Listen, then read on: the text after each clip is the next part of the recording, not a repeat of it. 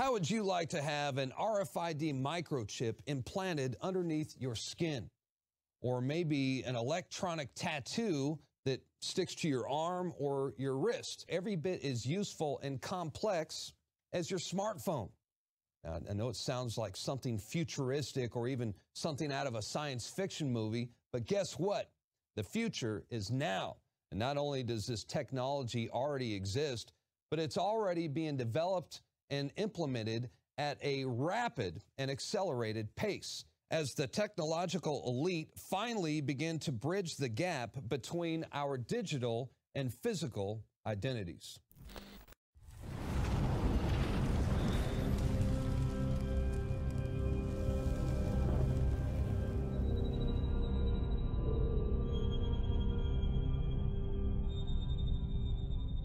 And he provides that no one will be able to buy or to sell except the one that has the mark, either the name of the beast or the number of his name.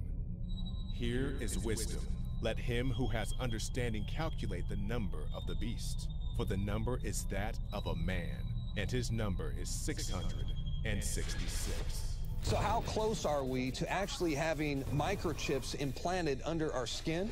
Well, according to the NBC Nightly News with Brian Williams, we might be a lot closer than you think. You're rushed to a hospital, unconscious with no ID or medical history, but thanks to a microchip under your skin, it's all there.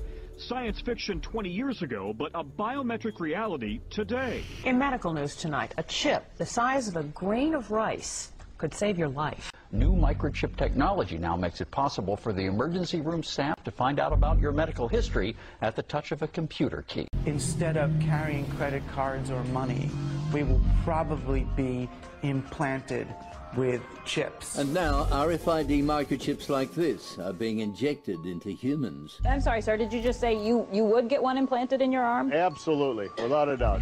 Our driver's license will be on the RFID chip, our credit card number, all our information will be on this one chip. The chip is encased in unbreakable glass and is about the size of a grain of rice. The procedure is done with anesthesia and is relatively pain-free. It felt pretty scary, but at the same time it felt very modern, very 2015. The government has just approved the use of a computer chip that would be implanted under your skin. When complete, everyone will have a unique 12-digit identity number. If hospitals purchase this detection equipment, the system will most likely start to include more and more people in those communities who will want the chips. Wow. Interesting stuff. Everybody could have one of those one day. It may be true that 10 to 20-year-olds don't want to wear a watch on their wrist, but you can be sure that they'll be far more interested in wearing an electronic tattoo. Get mobile phones. Your children and grandchildren may well want an implant instead. You know, when we check out at the grocery store, we'll be swiping our own arm over the scanner, and that will be something we feel we can't live without. It would be such a disadvantage to not have the implant that it essentially becomes not optional. Let's imagine a little bit what the future might look like if I could take your stem cells and put them on a chip, or your stem cells and put them on a chip. It would be a personalized chip just for you. It turns over, but it doesn't stop. But the RFID reader antenna is here. So when I authenticate, the bike powers up.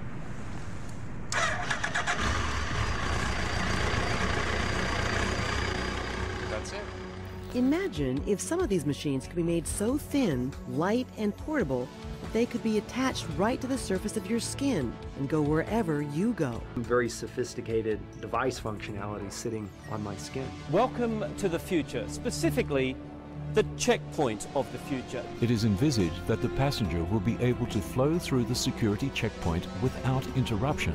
This is what IATA, which is the airline industry trade body, is hoping will become commonplace around the world. A sort of one-stop shop for security from the curb to the gate, as they say, with dignity. Can a microscopic tag be implanted in a person's body to track his every movement? There's actual discussion about that. You will rule on that, mark my words, before your tenure is over. Mark my words, huh? More like the mark of the beast. Even though it is called a tattoo, there is no need to pierce or puncture the skin. Instead, the device sticks on. So what we can do then is we can take this device, laminate it on the skin. It occurs to me I've got them in my dogs.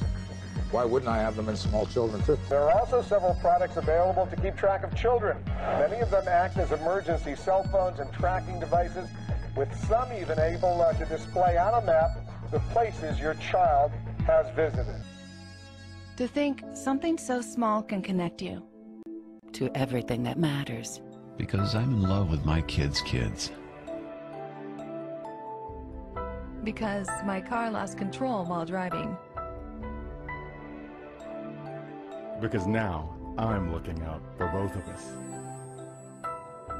Because I have diabetes, but it doesn't have me. Because I spend my life in the ER trying to save yours.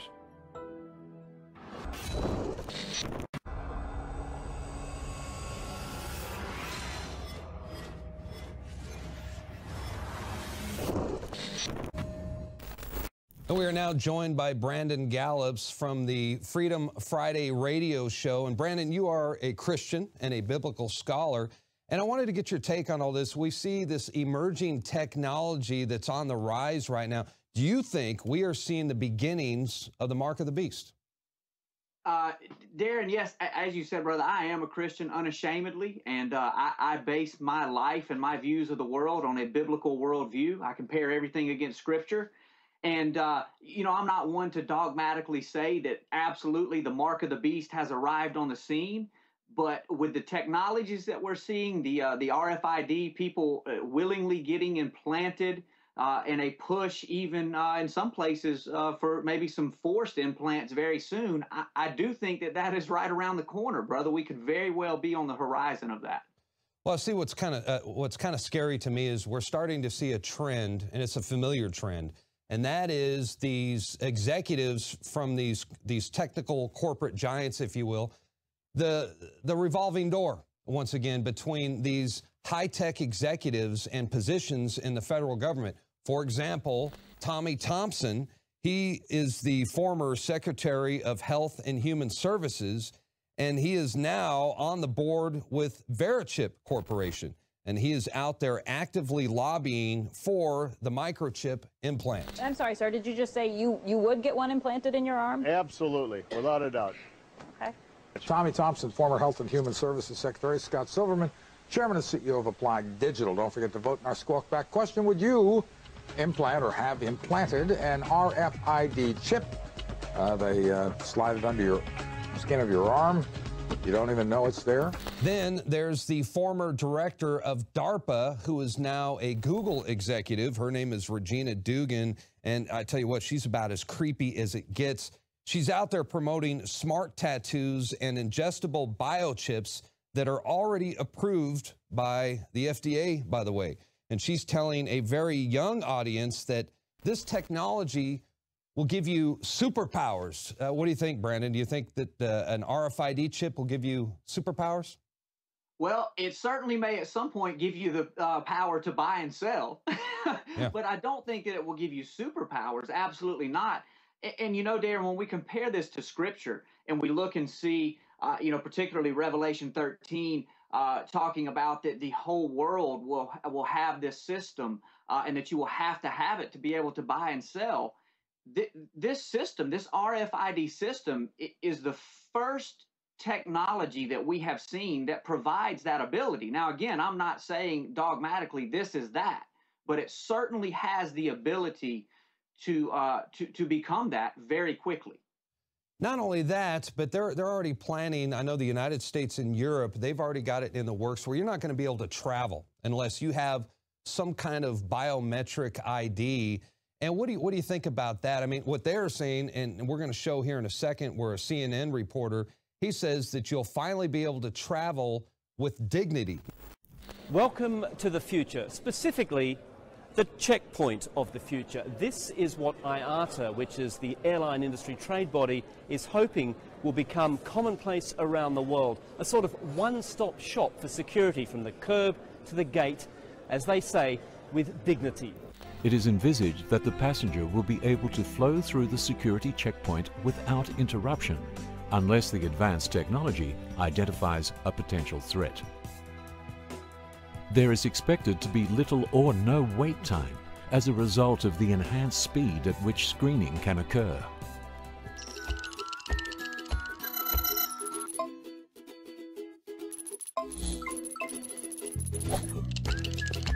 So there you have it, basically a system which, if IATA has it right, will mean that passengers go from the curb to the gate in their language with dignity, without having to stop, without having to unpack.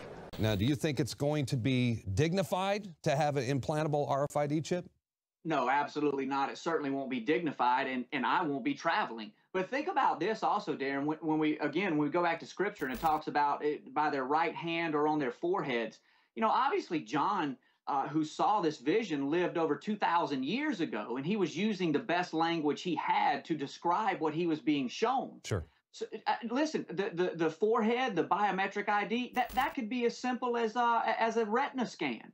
And we're already seeing these technologies being mandated in, of all places, Israel, which I think is very interesting.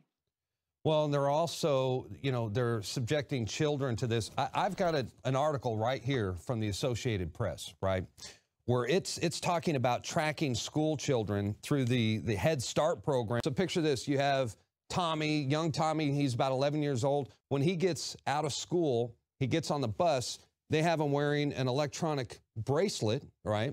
It kicks off a sensor that's on the bus, notifies his parents through their cell phone. They get a cell phone message. Tommy is safely on the bus. When he gets off the bus, it notifies him that he's gotten off the bus.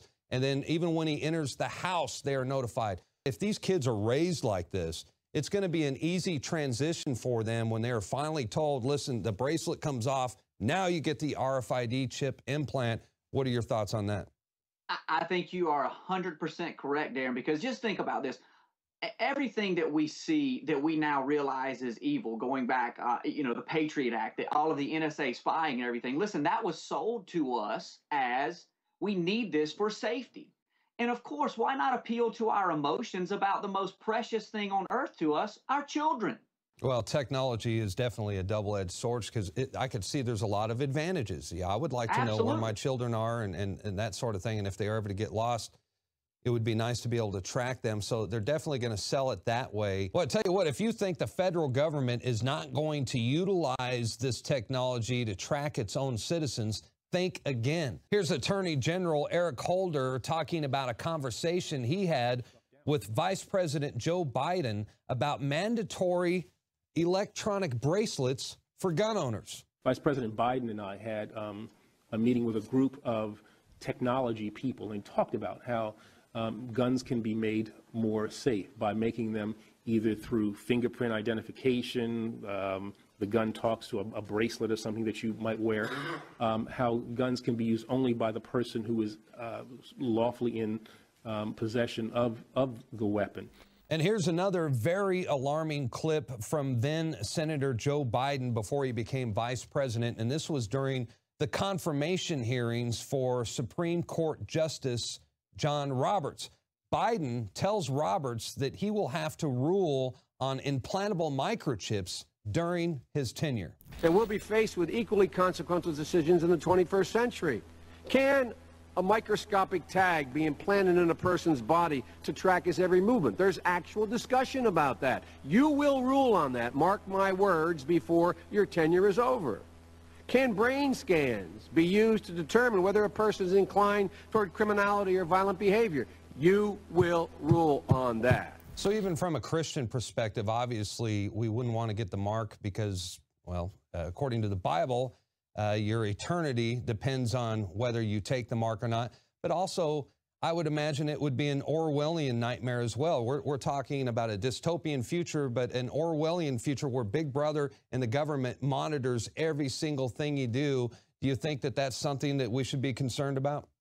No, I definitely do, because you have to think, I mean, just common sense would tell us that when this time comes, when we see something mandated where they are trying to mark every person in the whole world, whether that be for tracking or for buying or selling or whatever it is, it's not just going to be Christians, people like myself who are familiar with the word, that say, wait a minute, we know what this is. There's going to be people out there who just common sense who may give no regard to the Bible at all that say, this is crazy. There's no way I'm going to participate in this. So yeah, absolutely. I think that we'll see both. And you know, the scripture is very clear that Christians are going to be submitted to this at some point. We are going to have to make this decision. Well, absolutely right. And I just want to do me a favor. If you talk to your father, who's the host of the radio show, and tell people where they could listen to you, where they can find the broadcast if they're not in Florida. How do they access the radio show? And I also want to tell people these two books right here, fantastic reads if you're interested in the book of Revelations and biblical prophecy. Right here, Final Warning by Carl Gallups. I definitely recommend these books. How do people find your radio show on the internet? Thank you, Darren. It's we broadcast live out of 13:30 a.m. in Milton, Florida. You can find us on the TuneIn Radio app. Just search 1330 WEBY. And all of our podcasts are available for free at carlgallops.com. That's carlgallops.com. Just click the podcast link, and you can find all of our material at www.ppsimmons.com. All right. Brandon Gallops, thank you for joining us. I have a feeling that you'll be with us again sometime in the near future. Thanks again. Thank you, Darren. All right, once again, that was Brandon Gallops. He is the son of Carl Gallops, who's a best-selling author and minister. He wrote Magic Man in the Sky, very good book, and also Final Warning. This is a biblical prophecy book. I recommend both of them. That's going to do it for tonight's broadcast. The InfoWars Nightly News will return, Lord willing, tomorrow evening, 7 o'clock p.m. Central Time. Until then, have a blessed evening. See you back right here tomorrow. Good night.